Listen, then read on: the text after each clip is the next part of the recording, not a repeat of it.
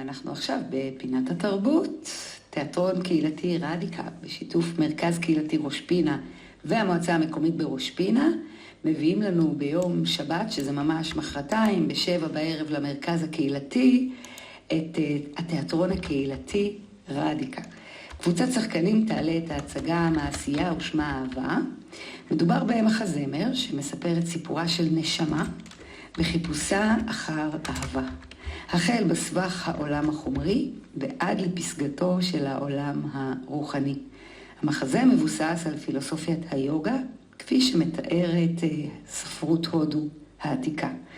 אז אני שמחה להגיד אחר הצהריים טובים למנג'רי, שהיא המפיקה של ההצגה. היי. אהלן, אחר צהריים טובים. אחר הצהריים טובים. אז קודם כל בואי תספרי לנו רגע על רדיקה, תיאטרון קהילתי. מי אתם? היכן אתם מגיעים אלינו?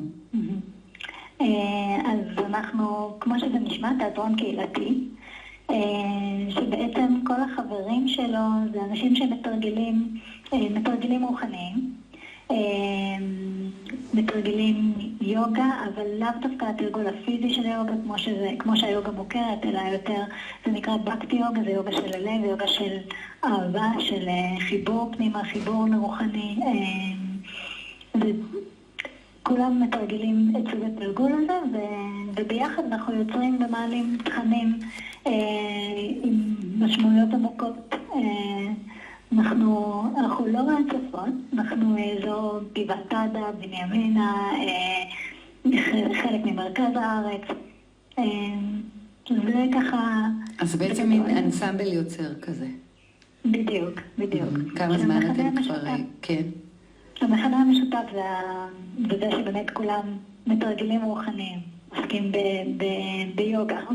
כן, אז בדיוק בעניין הזה שאת אומרת מתרגלים רוחניים, ואמרת עוסקים ביוגה, אבל לאו דווקא באסנות, בתנוחות עצמן, אז בשביל שכל הקהל שלנו יבין, וגם אני אמרתי בהתחלה שזה נגענו בעניין למחזה מבוסס על פילוסופיית היוגה, בואי תסבירי רגע גם ברמה של מי שלא בא מהעולמות האלה, מה הכוונה פילוסופיה של היוגה? מה זה אומר? למה לצפות? אוקיי. היוגה מוכרת במערב בעיקר בתור האוסף התרגילים הפיזיים, האסנות, כמו שאמרת, התרגול הגופני, אבל יוגה זו תרבות שלמה. זה עולם שלם בעצם זו תפיסת המציאות של היוגה היא תפיסת מציאות מאוד מאוד אחרת מהתפיסה הרווחת המוכרת לנו. אולי אם נתחיל גם מהבסיס, המשמעות של המילה יוגה היא התחברות, חיבור, to יוק בלטינית, אז במילה יוגה, אז יוגה זה התחברות, והכוונה בחיבור הזה זה חיבור פנימה קודם כל, למי שאני באמת, לעצמי העמוק, וחיבור לרוחני, לעליון, לאלוהים אפשר להגיד, זה לא מילה גסה מדי. כל אחד והאלוהים שלו, את יודעת. It's a free country, עדיין. ובעצם הבסיס למה שהיוגה מציגה, כשאני אומרת תפיסת מציאות אחרת, בגלל שאנחנו רגילים לחוות את המציאות בעיקר בשני הממדים של גוף ונפש. ויוגה מדברת על זה שיש מימד נוסף, שיש מימד עמוק יותר, של הנשמה.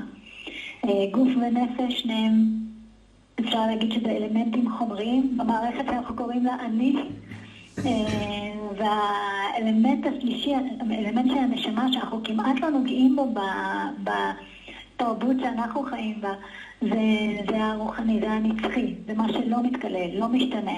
כן, שגם כשהגוף שלנו יתקלה, הנשמה תמשיך. בדיוק. ואנחנו יכולים לראות על עצמנו גם בגלל שאנחנו רגילים לחשוב על עצמנו מונחים, או שאני הגוף הזה, או אני המחשבות האלה, כל המערך הנפשי, אנחנו אפשר לקרוא לזה מיינד, הרגשות, הרצונות, המחשבות, גם זה דברים שמשתנים ולא נשארים קבועים, לא נשארים איתנו לנצח, אבל יש אלמנט אחר שאנחנו חווים אותו, אם אנחנו רגע נסתכל פנימה וננסה עכשיו למשהו שאנחנו מכירים, מאז שאנחנו מכירים את עצמנו, יש איזושהי חוויית אני שלא משתנה. והיו גם באמת להתחבר לאני הזה, העמוק, הפנימי, שיש לו טבע מאוד מאוד יפה, כי הטבע של הנשמה לפי היוגה, הטבע של הנשמה הוא של אהבה, של נתינה, של שירות לאחר, ראיית האחר, דברים שמאוד חסרים במציאות שלנו היום. נכון, נכון. ומבחינתנו ההצגה הזאת היא כמו שליחות, להביא את אז עכשיו אחרי שקצת טעמנו, אני מקווה שאולי זה גם עשה ככה קצת סדר למאזינים, תספרי באמת בהקשר של ההצגה, אז מה היא מבקשת לבטא ואיך זה קורה על הבמה? להצגה קוראים מעשייה ושמה אהבה. ומי שבעצם השחקן הראשי או הגיבור של ההצגה הוא הלך, שההלך הוא בעצם הנשמה הרוחנית, שמסתובבת בעולם הזה גלגולים על גבי גלגולים, חיים אחרי חיים, ומחפשת מקלט, מחפשת איזשהו ביטחון אמיתי, והתפיסה של ההצגה, מה שההצגה מנסה להגיד בעצם שהנשמה מחפשת אהבה, כי זה המקור שלה, זה הטבע של הנשמה, לחפש אהבה, אבל אנחנו רגילים לחפש אותה בחומר, בהמון דברים שהם לא באמת מספקים את הנשמה, ולא באמת נותנים מקלט אמיתי, ואז היא מובילה אותנו.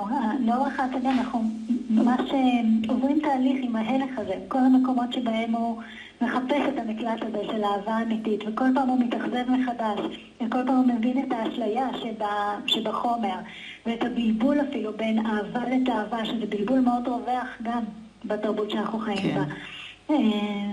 עד שהוא באמת מתחיל לפנות לכיוון הרוחני, ושם מתחיל את המסע הרוחני שלו, ואנחנו כקהל והמשתתפים האחרים בהצגה ממש עוברים את התהליך איתו, ועד שמגיעים בעצם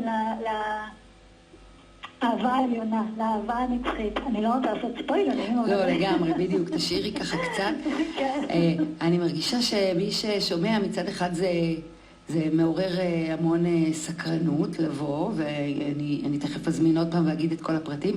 מצד שני יכול גם קצת לבלבל, שאני אגיד שבמסע שלי של היוגה, אז